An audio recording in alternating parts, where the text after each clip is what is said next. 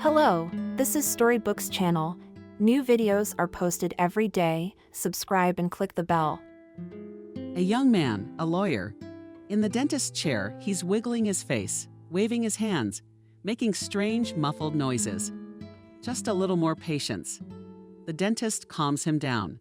Just a little bit more.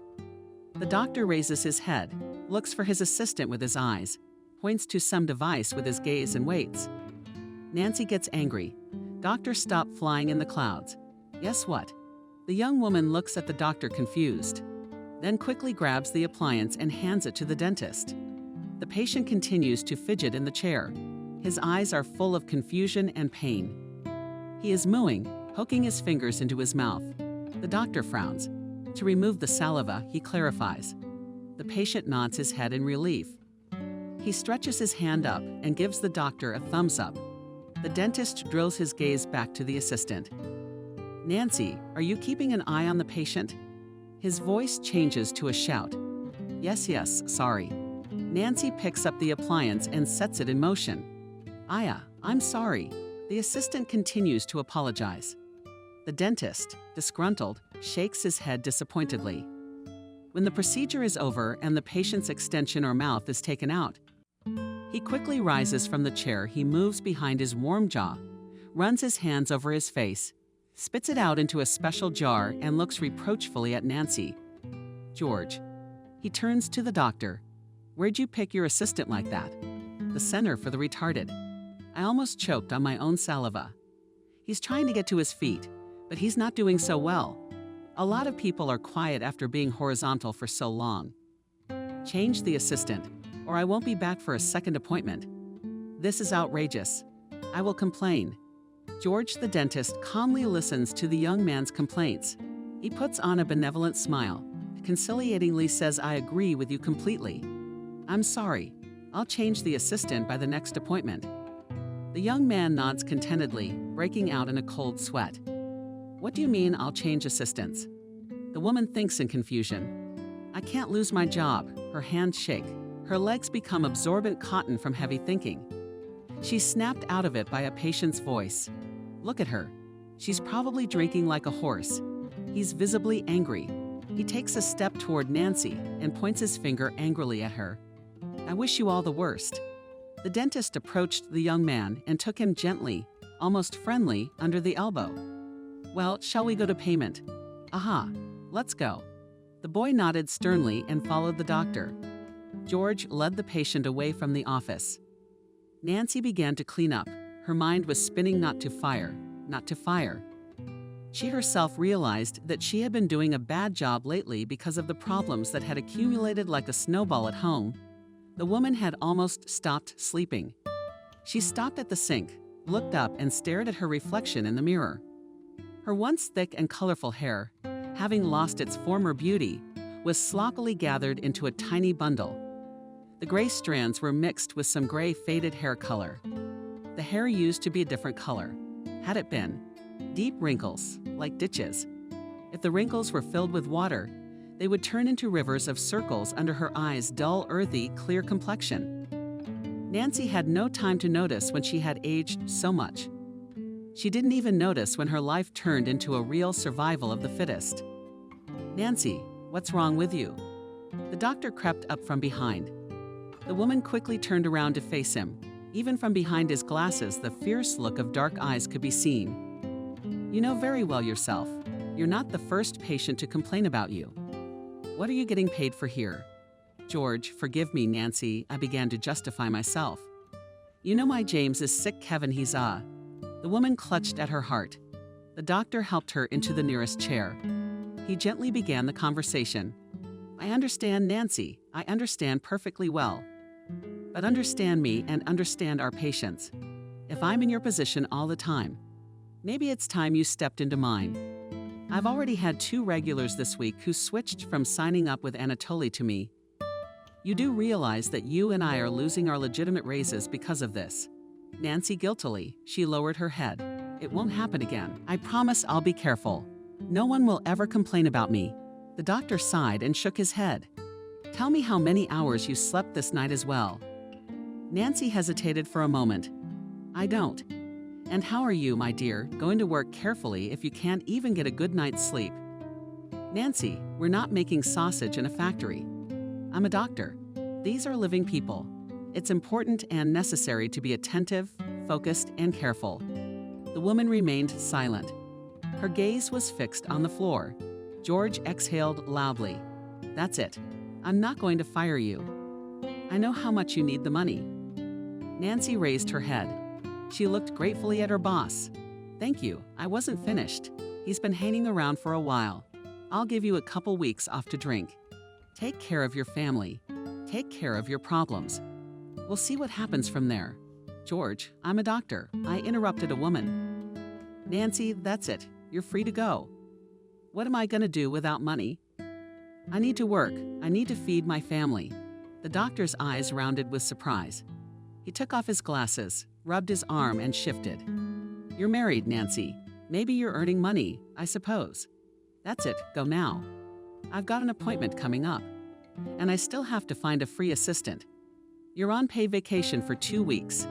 Don't come back before then. We'll see about that. He put his glasses back on and walked briskly. He left the office. Nancy cupped her face with her hands. That meant the conversation was over. The woman walked home. It was late spring. The fruit trees were covered in white branches. The grass was getting stronger and stronger. Nancy turned into the yard to shorten her driveway. Usually she took the bus home, but today even $3 couldn't be extra now. Money was getting scarce.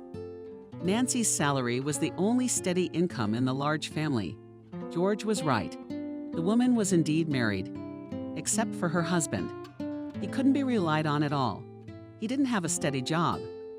There wasn't a month that went by without a man holding down a job until the end and getting scandalously fired.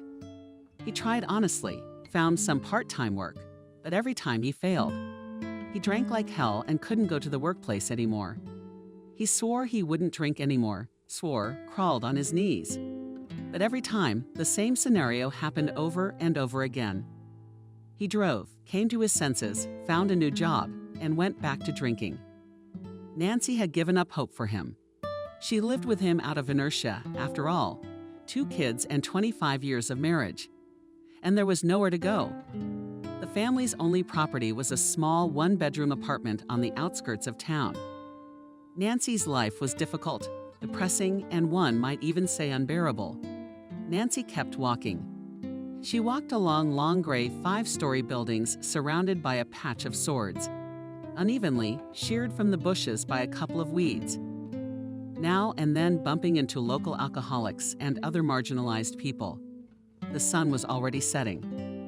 Nancy passed by a playground where some noisy group of teenagers were sitting. She looked in their direction and was horrified.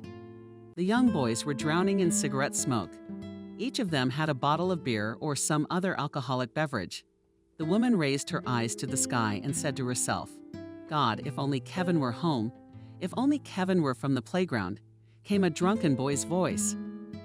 Kevin bet you can't drink a bottle of whiskey in one gulp. Her oldest son, Kevin, a 10th grader, had gotten involved with some bad company lately. She's punished her son, kept him home, deprived him of money, but all to no avail. The teenager, sure that parents do not understand anything, ran away and openly spit on the moral teachings of his mother. At first, when he was just beginning to enter the difficult age of transition, Nancy prayed that her son would not start smoking. A couple days later, she found a pack of cigarettes in his room. Then the woman feared to her heart's content to discover that her son had tried alcohol, especially with such a heredity. Thought the woman was a week away. A drunken Kevin was brought home by some suspicious men. Now Nancy's praying to God for something else. For God to get Kevin off drugs. But sadly, her prayers were not answered. Toward the end of the school year, she received a call from the school informing her that Kevin had been spotted doing something strange in the restroom. The woman barely managed to convince the principal not to call the police to the school. But her son was not promoted to 11th grade. The woman cried, urged Kevin to come to his senses, to stop smoking, quit pot, to study. But he just brusquely waved his mother away. It turned out that he stopped going to school at the end of winter. The boy did not appear at home every day either. The woman cried and prayed, prayed and cried. She didn't know how else she could influence her son. Hearing the name of her oldest child, Nancy stopped. Staring, straining her eyes to the point of pain, she hoped it wasn't her eldest son there amongst the rowdy bunch of bullies, some other Kevin's alien, wayward child. With all her might, she began to listen to the conversation on the playground. "Make that too." Laughing, the teenager replied. The woman's heart clenched with pain. She recognized the voice. It was her son. With deliberate confidence, she walked toward the playground, shouting loudly to Kevin, "Kevin, go home." A stern tone reprimanded the woman as she approached the children. The teenagers laughed loudly. Some jumped up and ran away. And some continued to sit there, holding out their beers. Maybe the parents of those kids didn't care about them. Or maybe they couldn't handle the situation as well as Nancy herself. Kevin yelled at his laughing friends and moved toward his mother, his staggered cigarette in his hand.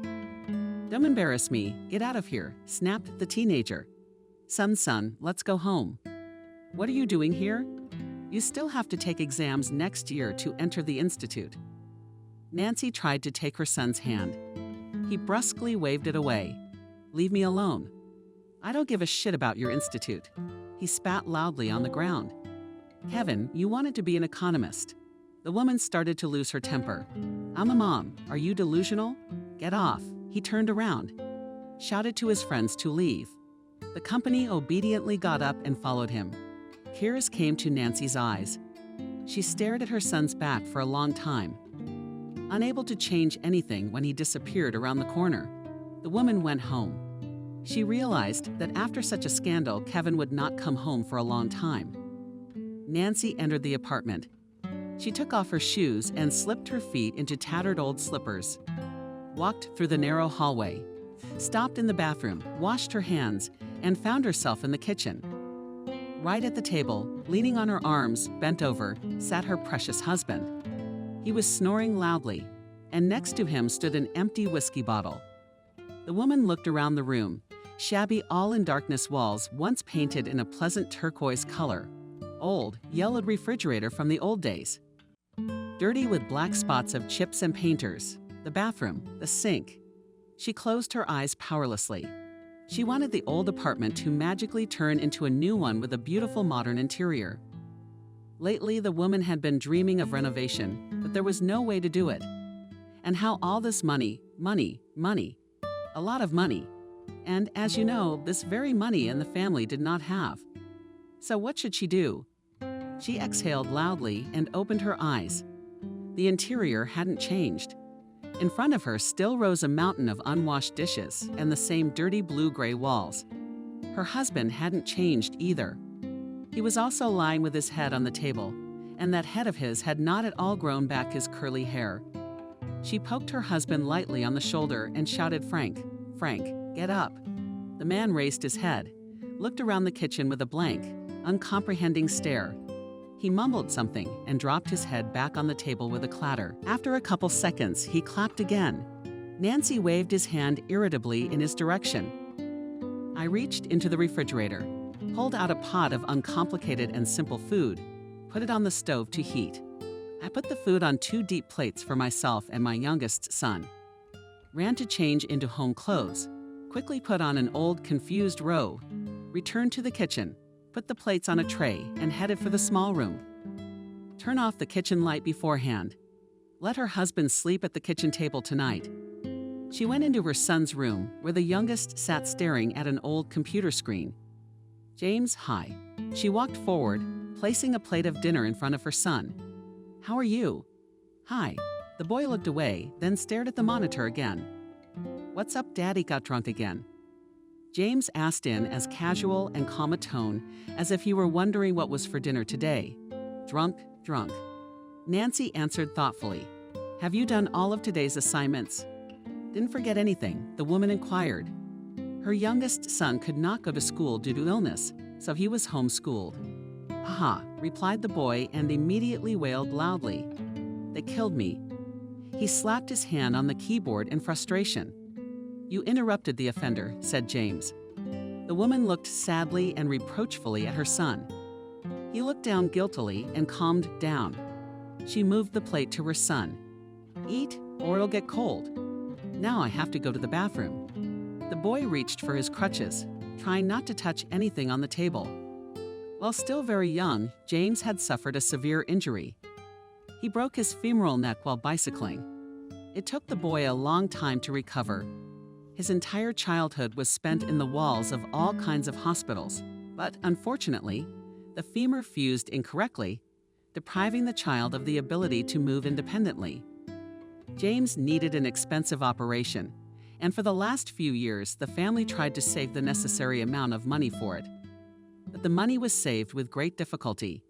The father of the family at some point became drunk, and Nancy's salary was not enough even for the normal maintenance of the whole family. What was there to save? Nancy had a strong feeling that with each passing day, the chances of making James undergo an operation were getting farther and farther away.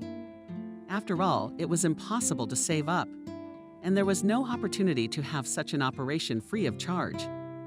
Nancy held out her hand to her son. "Let me help you." Did the boy accept? No, I clumsily got up on crutches and left the room.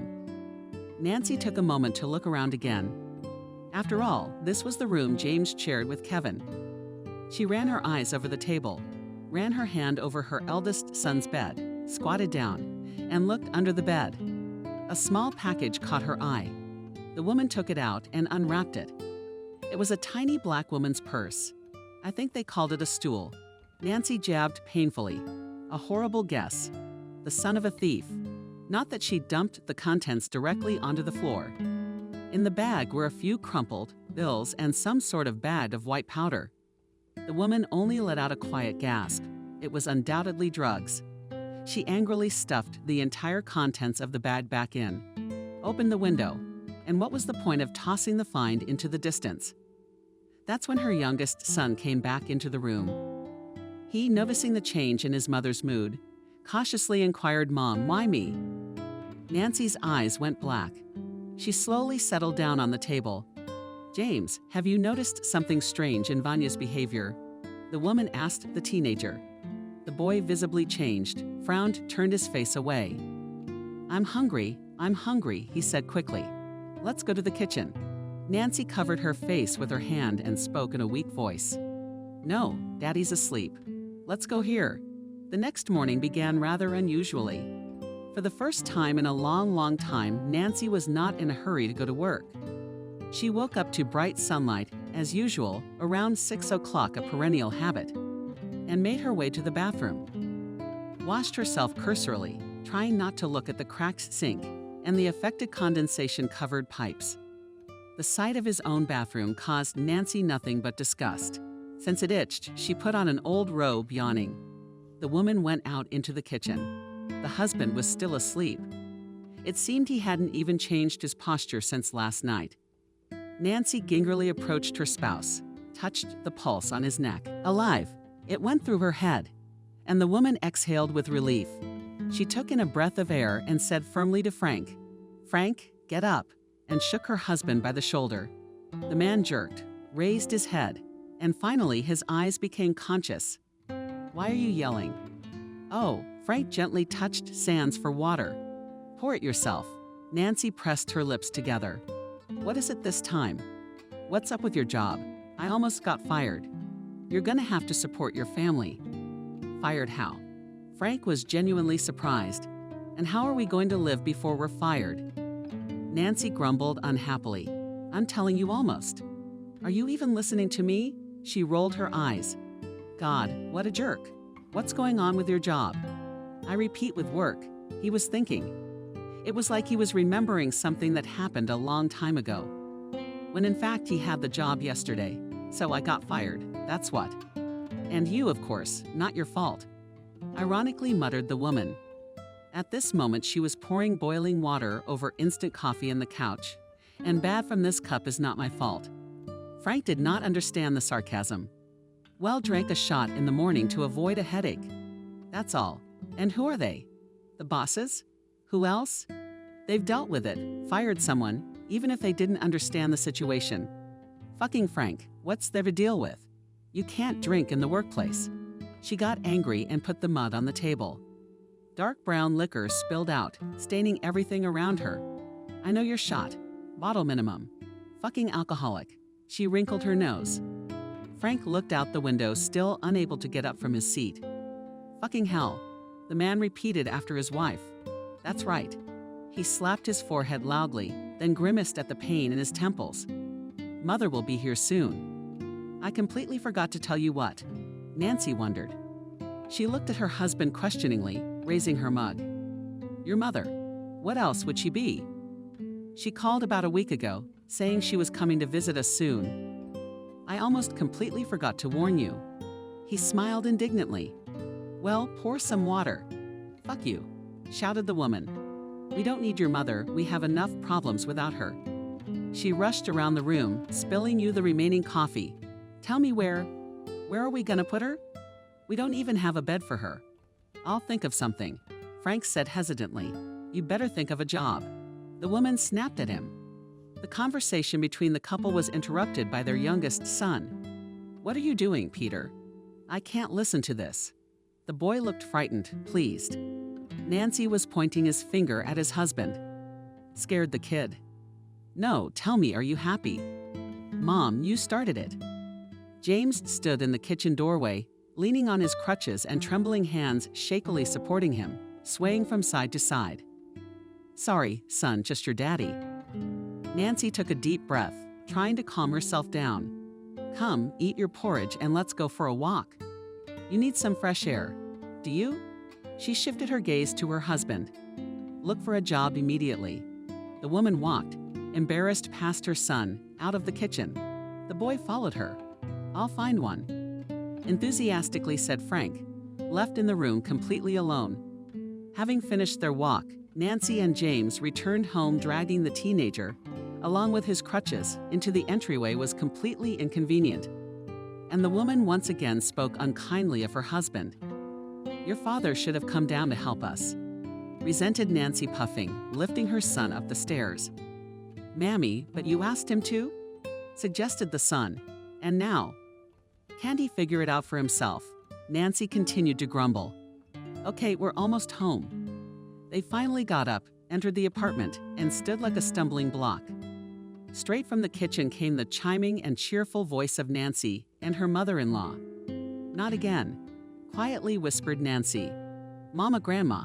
James asked. He looked questioningly at his mother. It looks that way, son. Of course, James had seen his father's mother before.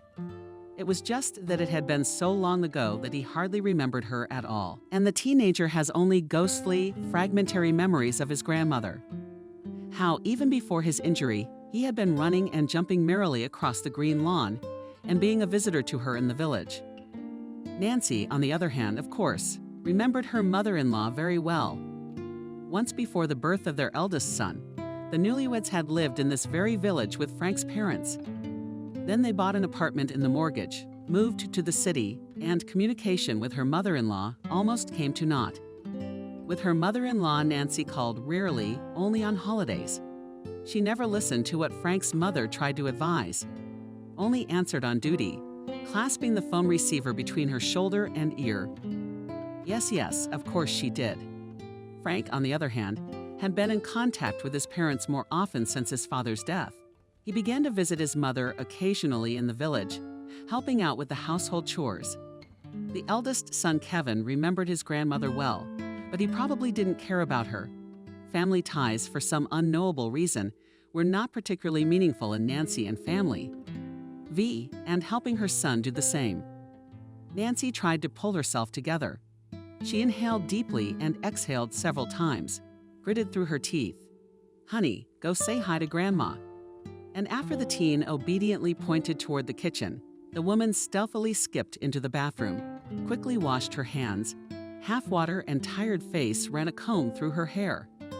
She opened her eyes wide a couple of times, trying to control the painful sensations, and firmly told herself to calm down, looked at her reflection once again, and giving herself a promise not to say anything rude to her mother-in-law, even accidentally, entered the kitchen with everyone else.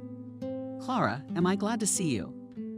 Nancy smiled and lied to her mother-in-law directly into her eyes. The mother-in-law smiled widely. She was already sitting upright in her favorite chair in a masterly manner. Nancy thundered from the bread from the biggest cup she found in the house. The tea quickly assured, in bags long, rustling skirt seemed to take up all the surrounding space. "Nancy, darling." "Hi. Hi." The woman gestured with her arms spread wide, urging Nancy to come over and hug immediately. Reluctantly, Nancy approached and hugged the seated sailor, her immediately fiber a rather pleasant smell. Her mother-in-law smelled a complex range of scents that guessed leftover milk black currant and something else sort of herbal. Nancy smiled involuntarily for a moment, back to the distant countryside of her youth. "Do you realize that my grandson doesn't remember me at all?" I had to reacquaint myself with my own grandson. Clara laughed good-naturedly. "Where is the eldest? Where's Kevin?" Nancy was embarrassed. She turned away and began to wash the dishes. Out, she finally got it out. "How long will you be staying with us, Mom?" In a deliberately careless way, Nancy asked. "That's I don't know yet. It's hard to say." "Well, Frank, get my bag. I've brought you some goodies." Grandma smiled and clapped her hands loudly. Nancy and her son shuddered at the same time. The woman seemed to be thinking to herself, "Lord, she's so loud." Frank had already obediently brought a huge wheeled bag into the kitchen, from which Clara began to take out some jars and whistles. That's how her mother-in-law listed everything that was extracted from the vast depths of her swamp. "Here are strawberries, and this is from black currants. Milk, fresh bread." She sighed noisily at the smell of bread, lifted it close to her nose, and laughed loudly. "All about her own, I beg to differ. Yep, and this one we have goat." As Clara continued to pull more and more groceries out of the bag, Nancy bore a stern look from her husband. He caught her judgmental gaze and shrugged guiltily, saying, "I had nothing to do with it." James flapped his eyes in surprise. "Grandmother, why did you bring all these groceries? Did they pass the required health inspection?" The grandmother laughed even louder than the usual grandson. "That's what it means to spoil a child, the city and computers. Look, don't you give me any other checks. I told you fresh." The loud voice of the mother-in-law clearly bounced off the walls. "That kind of ping-pong ball." She laughed. She said, "Well, grandson, don't talk like an old grandfather to your mom." But look how Frank jumped, but quickly regained a serious expression under the stern look of his wife. Nancy mumbled, "Excuse me, I have to go," and stormed out of the kitchen. Running to the bedroom, she slammed the door loudly behind her, went to the window, and stared at the tree branches sticking out in different directions. Her mind was spinning. Why? Why did you come here? Nancy beat her hands against the windowsill with force. It couldn't be said that Nancy hated her mother-in-law. Rather, the woman simply couldn't understand or accept her. It seemed to her that Clara was too boisterous, too frivolous, and in some ways uninspired by her mother-in-law's rustic lifestyle.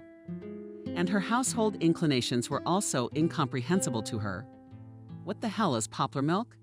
She thought irritably. What if there is some kind of E. coli in it? And who's going to drink it? It will stay in the refrigerator. We'll throw out all these jokes of my mother-in-law. Her inappropriate laughter, straightforwardness, bordering on tactlessness in Nancy's view, and overly noisy voice caused the landlady only irritation. She was tired of Clara. Even during a 5-minute conversation on the phone, she could not even think of living with her again under the same roof.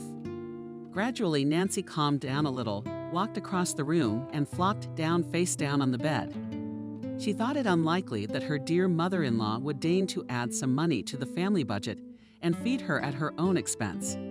She quietly weighed bent with indignation, ducking her face into the pillow. At that moment, there was a loud knock on the door. Without waiting for permission to enter, Clara burst into the bedroom with a brisk step, looked around, and said in a loud voice, "What's up with her, Nancy?" "Nothing," in confidence. And again she laughed disgustedly. Nancy sat down on the bed, lost her face with her hands. Of course, in confidence, nothing. She smiled languidly. She could not tell her mother-in-law of her displeasure. She was raised to respect her elders. "No offense to me, honey, but you look a little too tired and panic-stricken. Maybe you should take a vacation." Nancy was indignant to the core. She was silent for a few seconds, trying to swallow her resentment, and then she exhaled and said quietly to Clara, "Darling, but where will I go? Who will I leave the whole household to?" "Who? Me, of course." The mother-in-law patted her daughter-in-law cheerfully on the shoulder.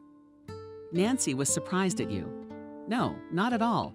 It's not worth it for my sake to stay longer than you planned, especially since I'm on vacation as of today." My mother-in-law smiled. "It's true. What a lucky coincidence for you. Vacation is very, very important. Why were you sitting at home then?" Nancy started to explain that the vacation was not planned. Suddenly, she heard the front door open. She cried out Kevin and ran to meet her son. Clara, surprised by this reaction, followed her. "Kevin, where have you been? Why haven't you been home?" Nancy began to reprimand her son. The boy didn't even look at his mother. Then his grandmother came out of the room. She shouted happily to her grandson, "Kevin, what a grown-up you have become. What a handsome man." And the grandmother, without even letting Vanya change his shoes, came to him with hugs. "Grandma, what are you doing here?" Unhappily kicked the teenager.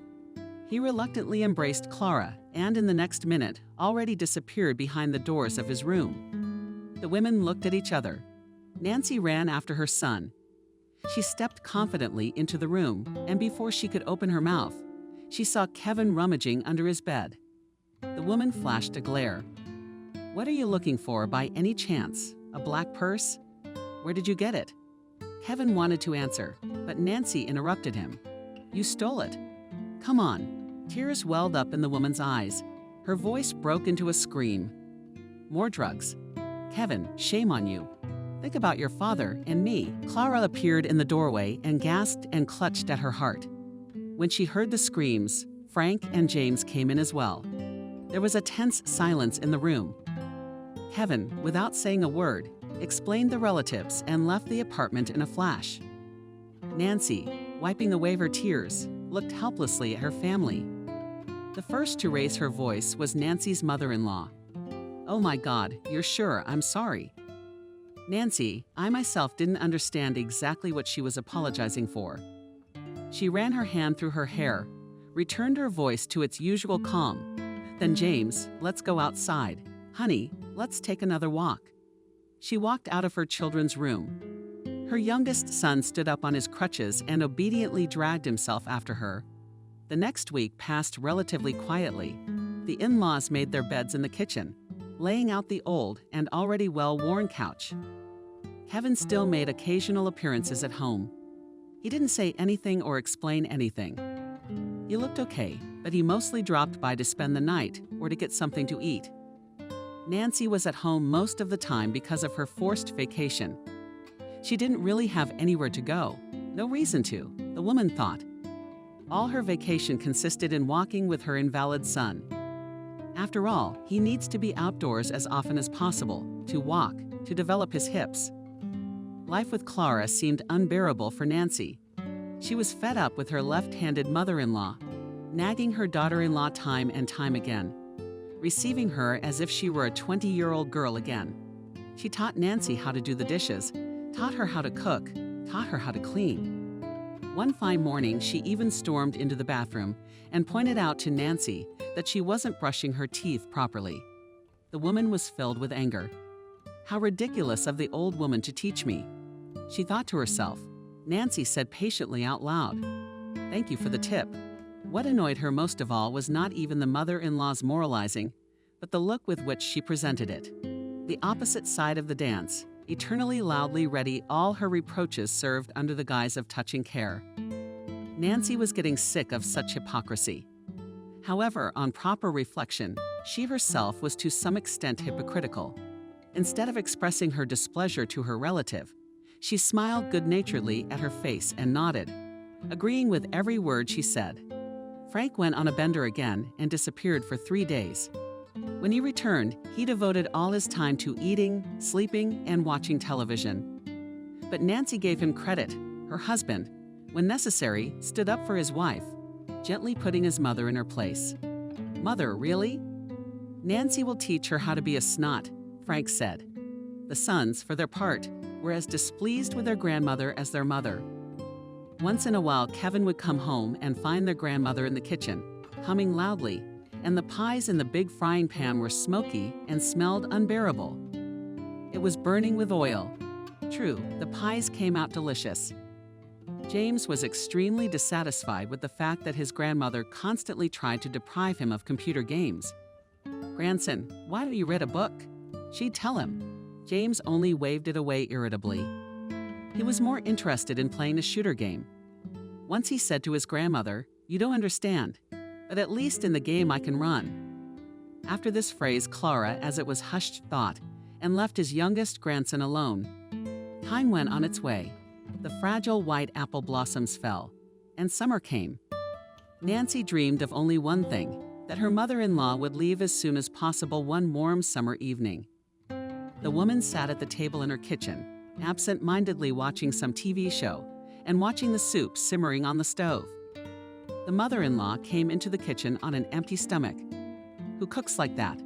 Sitting there like an urn on the spot. She laughed at her dainty joke. "Go ahead and get some rest. I'm talking to you." And then off to the side. Nancy to herself forth the news, and aloud said Clara, "I'm dreadfully tired. I've only just sat down at all. You're not taking care of yourself. Go, I say rest. I'm on you. I'm cooking." Nancy exhaled heavily and was tired of her mother-in-law trying to smoke her out of the kitchen. She chose her words carefully and quietly said, "Why are you always trying to get me out of the kitchen?" Clara opened her mouth, pulled out astonished, but did not have time to answer because Frank entered the kitchen. "Good evening, ladies." The man was neatly shaved. He smelled surprisingly pleasant. He seemed to be completely sober. "Frank, is that you?" Nancy theatrically carried the palm card. "That the drink is over. How long until the next one?" Nancy chuckled quietly into her fist. Frank was embarrassed, hushed, looked at his mom, searching her eyes for support. Then, in a cheerful tone, he said, "I'm going on a business trip. I'm leaving Nancy for Washington." He fixed the edge of his t-shirt. "I wish I could feel a little encouragement from my own wife." Did Nancy, laughing, shake her head? "What's next, Frank?" "You'll be back in a week, and you'll drink all the money you've earned. If they pay you back, of course, and I'll have to pay your way. We've been there." Clara, watching the couple arguing, "Frank, I'm very happy for you. You're going to the Capitol. You really should say something nice." "There you go, picking up on your mother's words." A man learned from his mother how to behave with his husband. Nancy went into a frenzy. It flashed through my mind. "So live with your mom." Out loud, the woman said, "As usual, good luck, Frank." She went to the stove, turned off the burners, and silently left the kitchen. First, the forced Nancy of the new vacation of the fallen. Nearly 2 weeks had passed since her mother-in-law's arrival. Nancy was already boiling like a hot single kettle. Clara had already driven her completely crazy with her presence. Kevin still came home occasionally. Only now he was harassing his mother. "Well, when Grandma's going to leave?" The teenager kept repeating. James was expectedly not happy either. Frank was the only one who was walking around in high spirits, preparing for his imminent departure to Washington. On another Monday, Nancy, after doing all the housework and taking a walk with her youngest son, got ready and headed to work by 1 o'clock. She ventured out for the first time in a long time to put on some makeup, let her hair down and lightly bobbed. And all to show the bosses, "I've had a 100% rest." Nancy hoped George would take pity on her and allow her to resume her duties. She'd given the dentist advance notice. The woman arrived at the clinic. She knocked. She entered the office. "George, hello. How are you here without me?" Vacation assistant did not smile in the whole mouth, demonstrating her excellent health. The stern-looking doctor sat behind a wide, perfectly white desk. He raised his head, tearing his gaze away from the papers. "Ah, Nancy, hello, hello, hello. Come in, sit down." The woman obediently sat down. The smile continued to shine on her thin lips. The muscles of her face were almost cramped with excitement. Without waiting for the doctor's rejoinder, she gently asked, "So, George, when can I start work?" The dentist frowned and looked at his assistant carefully. He slid his gaze over her face, and it made Nancy feel even more uncomfortable. Finally, he asked, "How was your rest?" "Fine." Nancy nodded cheerfully. "I feel great. Thanks for the vacation. And where were you?" Nancy hesitated and quietly replied, "Home." The doctor shook his head reproachfully. "Nancy, I didn't just send you on vacation for nothing. You were supposed to be resting, recovering. And you're what?" He adjusted his glasses, touching the frames. "You look even more tired." Honestly, the woman was embarrassed. The smile disappeared of its own accord. George continued, "No makeup will help. I can see your condition. Nancy, you're tired as hell. I realize my son is sick, but that's no reason to beat yourself up like this." He got up from his chair. He stepped closer to the assistant, leaned against the edge of the desk. "You realize that your chronic fatigue affects not only you, but also those around you.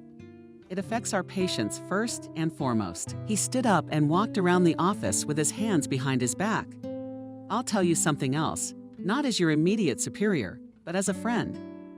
Your chronic fatigue is taking its toll on your family. Think about what I'm saying. In the meantime, I can't allow you to assume your duties. Get some rest. Better yet, go somewhere for at least a week." Nancy was getting very angry. "I thought to myself, what the hell am I going anywhere for? You're so clever," she said out loud. "Swallow your resentment and anger again." "All right, I did." She got up heavy, brushed off a non-existent dust from her clothes, glanced at the doctor. "When can I start working?" "When you realize you've rested, slept, cleaned up. You'll know when that happens." He looked at her closely again. "Doesn't make me fire you. Go on. Goodbye, George. Have a nice vacation." Disappointed, panic-stricken, and even humiliated, Nancy once again walked home along the familiar road. Money was running out in spite of her austerity. "I'll have to borrow again," Nancy thought. "And we haven't paid off our previous debts yet." She could hear the cheerful and happy voices every now and then. People around her were laughing and talking animatedly, enjoying the good weather. Some woman exclaimed, "Look, Andrew, what flowers do you see? They weren't here before." Nancy unconsciously threw a dissatisfied glance at the flowered, which the stranger admired. The flowered was indeed excellent, except that Nancy had absolutely nothing to do with it. All her thoughts were preoccupied with problems, difficulties with the work of her son's upcoming surgery, which it seemed they would never do. Not seeing anything around from the tears that had returned to her eyes, she herself did not notice how she came to her house. Her husband had left on his business trip as early as the morning before, leaving Nancy alone with her problems, just as he always did. Only now her mother-in-law was added to them. To make it easy for her, she never even bothered to explain why she brought it from her village. The woman stopped at the front door and hesitated. She didn't feel like going home at all. She knew that as soon as she crossed the threshold of her own house, her mother-in-law would immediately start harassing her. Slowly, she decided to enter the apartment quietly, unnoticed, so that she would not immediately realize that her daughter-in-law had already returned. Nancy quietly opened the front door, changed her shoes, and began to rejoice in her son's room. Her goal was almost accomplished as suddenly something in her mother-in-law's voice carried all the way from the kitchen. It caught her attention. She went back to the kitchen door lurking and listened. The mother-in-law was talking loudly to someone on the phone, giving her a loud chagrin every now and then. Nancy rolled her eyes but continued to eavesdrop. Oh yes, of course, Clara was laughing loudly into the receiver of her cell phone. There wasn't much time left. Nancy nestled even closer to the door, just a little more, and she would run out herself, losing her slippers. The old woman was talking even louder than usual. Nancy noted sarcastically to herself that she thought it would make the connection better if she yelled. Suddenly, Clara said something that made the landlady's mouth dry and almost stopped her heart. "We'll be rid of our Nancy soon enough." There was another rude, loud cackle. Nancy stood frozen in place like a stooped man. Her lips were quivering with resentment and anger. Her whole body was covered with cold. Then the woman shook. Who is this old woman talking to?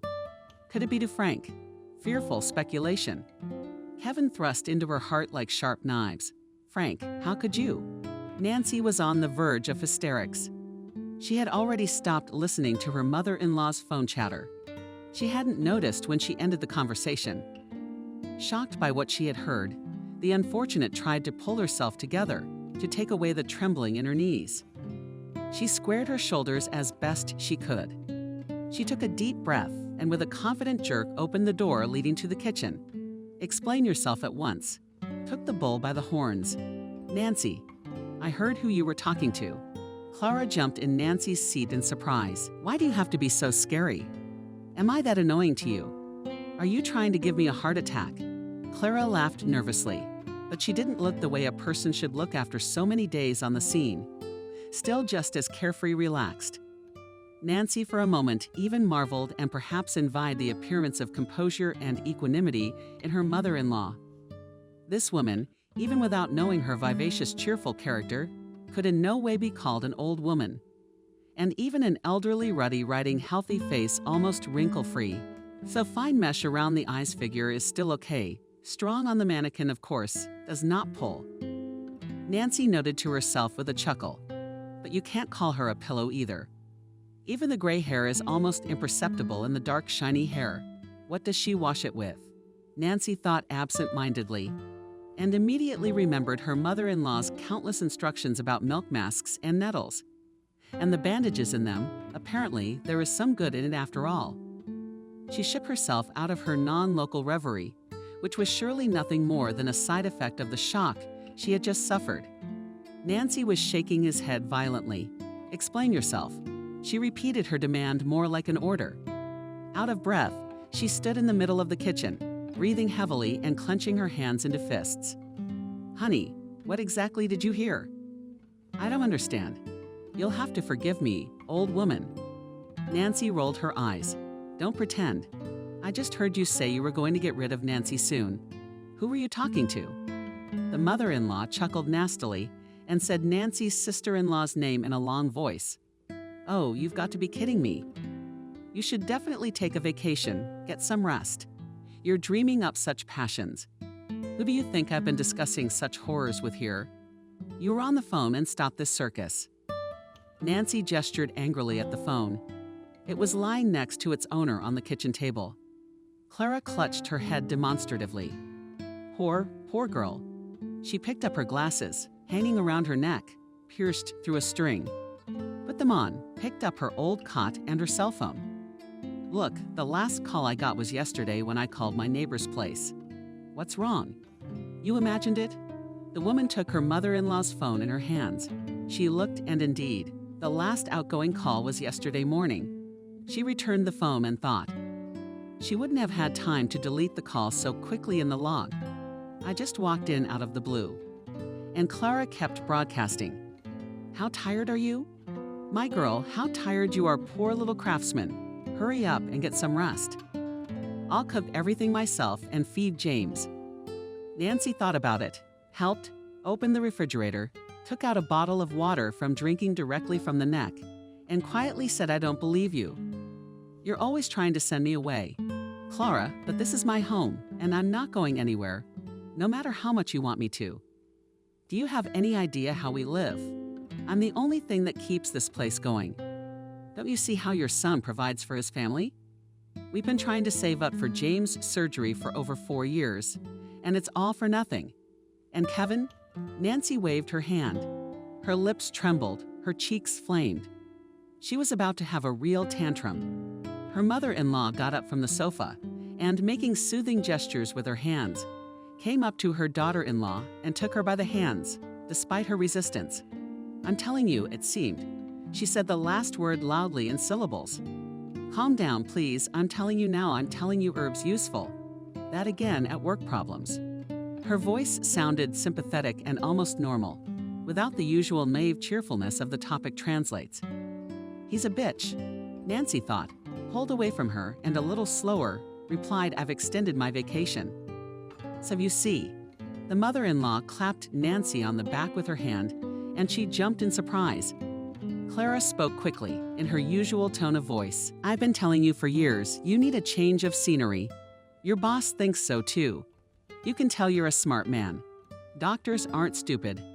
She sighed. That's it, go, dear. Don't bother me. Go and rest. Nancy threw her mother-in-law a suspicious look and silently walked out of the kitchen. The phrase she had heard a few minutes ago did not leave her mind. We'll be rid of our Nancy soon enough. Who the hell was she talking to? Why her? Does someone need to get rid of Nancy? Or is she really going crazy already?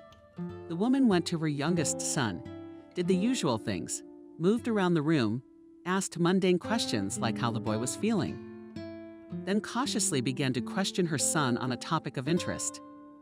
James, tell me, how do you like your grandmother?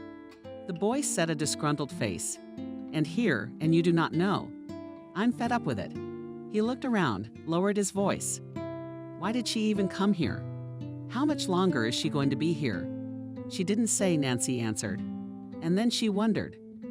Really, how much longer would she have to put up with her? James continued to resent her. He's lucky Pav's gone. I wish we could go somewhere else. What if she's here for good? The boy asked fearfully. Nancy frowned. I don't think so, darling. We'll try to find out tomorrow. The morning did not go well. All night Nancy tossed and turned, trying to get into a comfortable position and finally fall asleep. Sometimes the woman succeeded, but she slept. She was restless, constantly waking up for 30 or 40 minutes at a time. From the head never went away. Obedient conversation of the mother-in-law. Or maybe it really did show. Every time Nancy managed to sleep, after a while she woke up from nightmares. She dreamed of being kicked out of her home, of wandering the streets of the city like some kind of defense. Her mother-in-law laughing nastily at her. Get rid of Nancy. The woman kept repeating that phrase to herself. She couldn't understand what she had done to her husband's mother.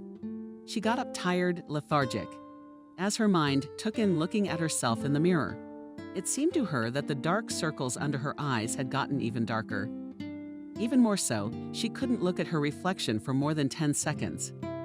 Finishing her morning routine, she walked to the kitchen. Her mother-in-law, already awake, was running briskly from the stove to the refrigerator, cooking something and humming at the top of her lungs. Good morning, Clara. Nancy, you're a man, smiled, pressed the kettle button. Good morning, Nancy. Oh, the mother-in-law had a look of shock on her face. What was she pointing at Nancy's face? What? Where? Nancy twisted in one place, ran her hand over her face, ran into the bathroom to the mirror. She yelled right from there. Clara, what is it? I don't see anything. Her mother-in-law unceremoniously followed her into the bathroom. How can't you see the writing? You look like you've been tortured all night. She frowned and folded her arms across her chest, waddling past the bathroom. James threw a sullen glance in his mother's direction.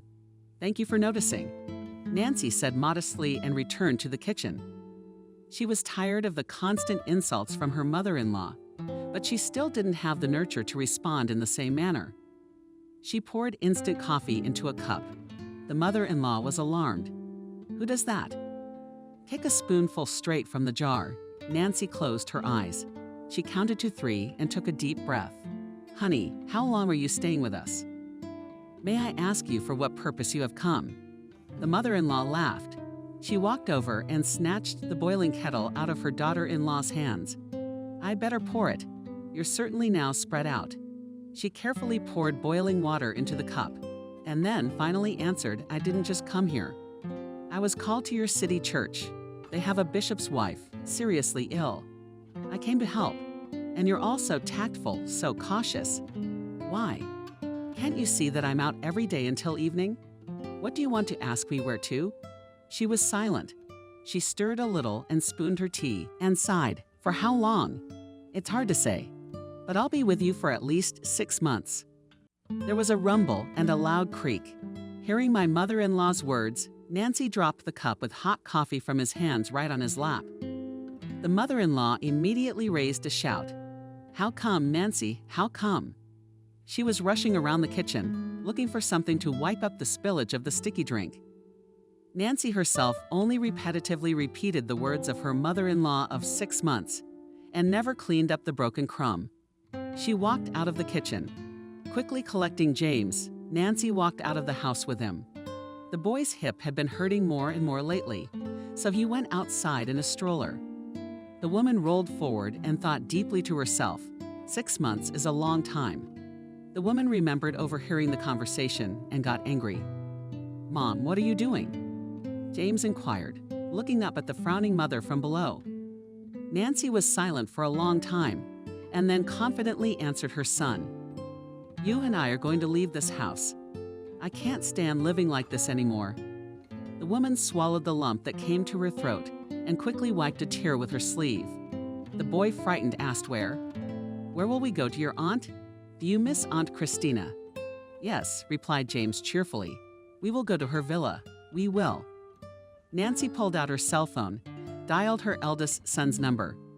Kevin didn't pick up, so she dialed again. Ringing, ringing. And then the call was dropped. She swore softly and asked the younger son, "Do you know where your brother is?" From where James answered, "Then let's go look for him," firmly said Nancy and turned the stroller the other way. Together with her youngest son, she spent several hours outside. The summer sun was shining brightly, and the wind seemed to have left their town for good. James had already started whimpering, repeating he still wouldn't want to leave with us. Let's go without him.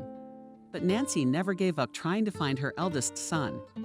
She looked in all the secluded courtyards of the city, in parallel called him on the phone. As the sun was nearing sunset, Nancy exhaled tiredly. They still hadn't found her. She texted her son saying they were leaving and asked him to arrive as early as possible at his aunt's villa. Kevin knew exactly how to get there. After that, they returned home without saying anything to their mother-in-law.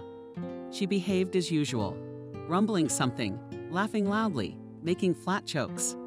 Early the next morning, having packed the necessary things, Nancy and James left their home apartment. Nancy was not a sociable person, very modest. She had never had any close friends in her whole life. Almost one, though, and that was Nancy's own sister. And not just a sister, but a twin, as well as the other twins' girls from small years were inseparable everywhere, and always they were together. All through childhood, all through adolescence, and even the very beginning of adulthood, the sisters had been almost as one. Nancy often thought about how lucky she was to have a sister, how lucky she was to come into this world not alone, but with a true friend. She knew that Sister Christina was her soulmate. However, as time went on, the sisters were no longer as close to each other as they had been in their childhood and adolescence. Adulthood put everything in its prosaic place. Nancy fell in love with her future husband at the age of 16. At 18, she was already married. Christina, on the other hand, took a different path. After high school, she entered the Faculty of Economics, and after the university immediately began to give all her time and energy to her own business. As a result, the sisters ended up on opposite sides of life. Nancy devoted herself to her family and Christina to business. It is worth noting quite successful and profitable business. Nancy arrived unannounced. She called her sister only when she and James were already standing at the gate of her large country house. There was a small and winding river running nearby, and the grounds themselves were surrounded by a thick and tall pine forest. The scent from the pine trees was magnificent. It seemed that the very air was here, especially after the bad city smog. Nancy pressed the video bell on the intercom, and in a couple of minutes the gate automatically opened, and Christina ran out to her sister. "How did I miss you?" Christina crouched down to James' stroller and hugged the boy tightly. Sis, she was coming to visit Nancy at her place. A long time ago, back when she was a baby. The sisters were constantly confused, even by their own family. Parents couldn't always tell where Christina was and where Nancy was. But things were different now. Nancy herself knew that she looked aged and tired, and even sickly. But she had never realized until today that she had been so frozen in place while her sister was happily counting something. She watched Christina. She was a young, undeniably beautiful woman, thick, short, light russet hair glistening in the sunlight. The bright sparkle of beautiful eyes, smooth, clear skin, straight posture, and perfectly tailored clothes. Confounded Nancy. She herself suddenly doubted that this beauty was her twin sister. Christina was dressed in loose beige slacks, a pull-back white tank top, emphasized a good figure, and thrown on top of a short and large knitted beige poncho. Added to the woman some special charm of Christina smelled good perfume with a floral bright fragrance. Nancy managed to recognize the smell of lilies along with the scent of sunny fresh peach. She discerned beautiful gold earrings in the shape of little swallows on her sister. Nancy shivered in embarrassment. Coughing into her fist, she said, "You look great, sis, just gorgeous." Christina smiled softly, stood behind the stroller, and rolled James onto the lawn. Nodding to her sister in the direction of the house, she walked forward. "Thank you, Nancy. What happened in there? You look so tired." The woman sighed heavily. I'm exhausted. The house is a mess. Frank's a heavy drinker. It's nothing new, but my mother-in-law has moved in." Christina wondered how she moved in. "Why'd you call her?" "That's the thing. No one called her. She arrived, unannounced, you might say." James jumped into the conversation. Grandmother had come to the church to help some woman. "We have to," Nancy nodded. "Our local priest's wife was sick, and she'd come to help her." Nancy chuckled. "Why didn't the priest put her up in his house? I wonder." Christina, an unbearable woman, stopped the stroller with her nephew and suddenly summarized. "But she seems to be kind." Nancy, noting to herself that Christina understood nothing and knew nothing, looked around the house. It was a large wooden building with a flat roof, made in the style of high-tech. Wide panoramic windows glistened with cleanliness, neat. Lush pine trees grew along the edges of the house. Of course, the woman had been to her sister's villa before.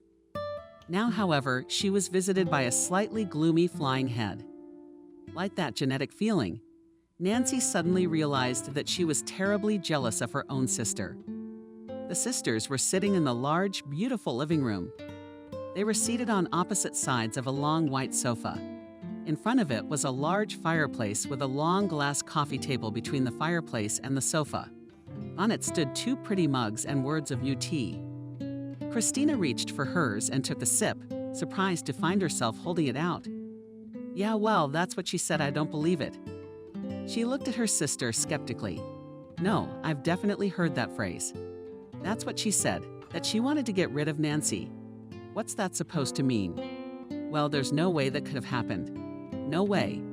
Look, maybe she was talking about some other Nancy. And you should have found out right away, told her to her face." Nancy smiled sadly. "Don't be ridiculous. It was definitely about me. And there was no point in finding out about her. I tried, I tell you, but it got me nowhere." She picked up her cup of tea, twirled it in her hands. "What's all this for?" "Alki husband, mother-in-law, mom. And the children?" Well, prevailing stretched the sister. "But what kind of sons do you have?" "I have none, as you know." Christina sighed softly and looked sadly at the flames. "And we'll get James back on his feet very soon. I decided that I would give you money for the operation," she added suddenly. "I'm exhausted. No more watching the child suffer." Nancy quickly slammed his eyes shut, trying to chase the tears from the corners of his eyes.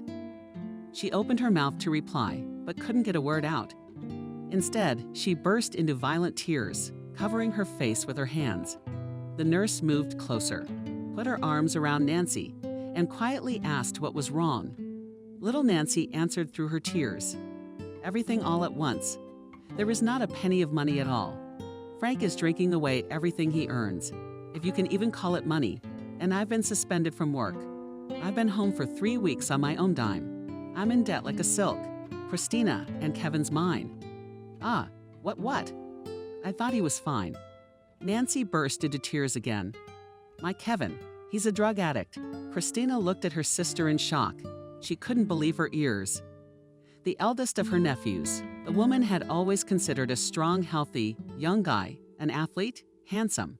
And here was such news. Christina was simply speechless. Continuing to clutch her poor sister to her chest, Nancy spent the rest of the day in tears. She tried to pull herself together and didn't want her youngest son to see her in such a state. but it was all in vain. The tears themselves poured from her eyes in hail. Nancy saw how well her sister lived and did not understand what she was doing wrong. She looked sadly at the expensive interior, at her sister's chic appearance, and was torn to pieces. On the one hand, Nancy was happy for her, but on the other, she was pained to realize that her sister's life had turned out much better than her own. The next few days passed relatively quietly. Nancy took many walks with her son, breathing fresh air. She even went mushroom picking a couple times. She realized that she felt much better here than she did at home. With every breath she took, she became calmer, and the peace of mind that came with the change of scenery somehow faded into the background. After a few days, Nancy was ready to go back, but her sister insisted that both she and her youngest son stay with her in the country, and they did. Nancy continued to call her oldest son from time to time, but he was reluctant to answer his mother. Only once wrote, "Mama, I'm fine, don't call again." One day, the woman cellars about another failed conversation with her son and decided to leave Kevin alone. What can I do? Bitter, Nancy asked herself. Her heart was heavy, but she really didn't know what to do. It was an early, hot, sunny morning. James was feeling much better and expressed a desire to walk on crutches to the river. Nancy, along with her son, set out for the walk. They walked quietly along a narrow woodland path leading straight to a small local beach. They walked past tall pine trees, past other people's houses. Every now and then they bumped into large stones and protruding from the sandy pathway studded and amber pine bark, yellow-green color of the pine forest. It was pleasing to the eye, soothing and filling with some unknown feeling. It was so serene here, birds hovered around. James would occasionally stop to point out to his mother a large fly agaric or blueberry bush. "Mom, look," the boy enriched himself on one of his crutches. With the other he poked in the direction of the berries. The woman stepped closer and plucked a handful of fresh blueberries. She handed the berries to her son and watched with pleasure as James flew them. The boy said dreamily, "I wish I could run down and pick them myself, and you could bring me berries and I'd turn my mother away." Tears came to her eyes again. She exhaled, answering son so and so. "Son, you'll see." They moved on. Nancy felt sad. She realized that she could not just take from her sister such a huge sum of money needed for the operation. What was she going to pay back with? Nancy walked slowly and kept wondering why the Lord had sent her such a punishment. When and with what she had managed to anger him so much. The fresh, damp smell of water hit her nose, smelling of wet wood and seaweed. With each step, it became easier to breathe, and little by little she began to feel dizzy. Nancy stopped and squinted. In the distance, the very beach could already be seen. The watery, greenish jubilant in the sunlight smoothness mingled near the horizon with the bright blue sky. The woman sighed and said happily, "Here we are at last." James wanted to clap his hands with joy, but he couldn't let go of his crutches. They walked out onto the empty, sun-drenched beach. The warm morning rays gently touched their skin. Somewhere in the distance, a small house rose up, and signs said that they could rent a boat there. Seagulls were flying around, and if you looked closely at the water, you could see a strong river current. James looked around happily and said, "Look, we're all alone out here." "Cool," he pointed toward the water, coming closer and closer. "Mommy, come here." Nancy jumped up, ran after the boy. "Careful," he laughed back. "It's all right." He stopped by the water and turned his nose, turned his head and looked closely at his mommy. "Maybe we're swimming. It's so hot outside." "No way." The woman shook her head negatively. "Look at the current. You won't be able to stay on the water. I will." The boy shouted angrily. "Relax, you'll be all right by now. If anything, you'll catch me." The woman approached and grabbed her son's hand. He swung awkwardly to the side. She said sternly, "Don't even think about it." "What if I don't succeed?" "You've washed that one out, haven't you?" Everyone went back to the house. James frowned. He shouted angrily, "You always ruin everything." Nancy was taken aback. She slammed her eyes shut and quietly with bitterness in her voice. "I asked, spoiling things." The son didn't answer sullenly, staring into the sand. Suddenly, his attention was drawn to something behind Nancy's back. Following her son's gaze, she turned sharply in their direction. There was a man moving along the path. Judging by the figure, it was a man. Nancy shifted her gaze back to her son. "Ask the man what an idiot you are. Why are you looking at him like that?" "Mom, let's ask him to help back me up during the swim," James asked with hope in his voice. The woman answered before she could even hear her son's arguments. "No." "What are you saying? What if he's some kind of maniac? Or just a man who has no time for us? We will not talk to strangers. There's no chance of that." She nodded toward the woods. "Let's go home, son. We have a long walk." The boy mouthed forward disappointedly. "Always you are so afraid of everything and run around." "And we walk grudgingly," he said. Half an hour later, they returned home. "Sis, good morning. How was your walk?" Sister sat down next to Nancy. "Oh, don't even ask," Nancy exclaimed. "James is growing up and is beginning to show me his character." That's how Christina frowned. "Scoot closer." Nancy told her sister about their morning walk and dialogue on the beach. "Christina, well, how can I explain to him that I myself would like to swim and would like him to take a dip? But what can I do?" With sadness in her voice, the woman said. She bent her arm at the elbow and cocked her head. "It's not even my fault, really." Christina listened attentively to her sister as well. She got up, took a pear from her plate, twirled it in her hand, and asked Nancy thoughtfully, "Why do you keep saying you can't do anything?" Nancy hesitated for a moment. She got a little embarrassed, rolled her eyes at her sister. "What do you mean by that?" The woman sighed and smiled conciliatingly. "I mean that you're always saying time after time that you can't do anything about it, even though you don't even try." Nancy looked at Christina in surprise, forgetting about her coffee.